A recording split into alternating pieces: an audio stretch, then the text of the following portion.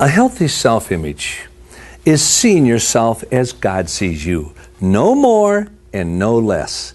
And that's based upon the fact that the truest thing about you is what God says about you.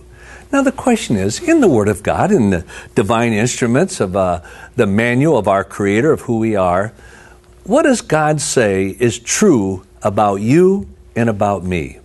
You know, from Genesis, the first book of the Bible, to the last book of the Bible, there's one overriding theme, and that is this: you are special.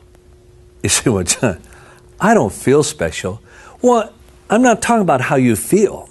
I'm talking about you, what is true of who you are. God says you are special, and that is true regardless of your feelings or your emotions. Now, what are you going to trust as the truest thing about you? What God says, or your own feelings and emotions? He says you are special.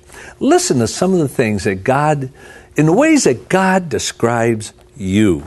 He says, remember that the Lord rescued you to become His own people and special possession.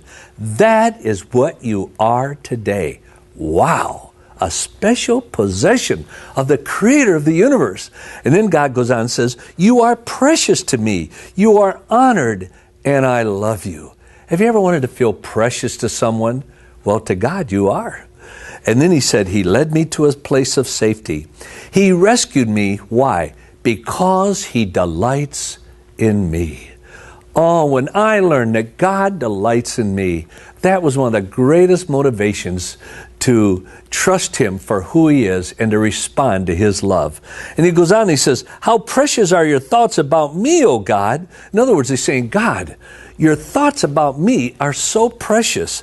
They are innumerable. I can't even count them. They outnumber the grains of sand. And when I wake up in the morning, you are there. The first truth that God says about you is you are special. But the question is, why are you special? What has God done in and through your life that makes you special? I want to look at that in a number of segments that we're going to be covering. What does God say is true about you?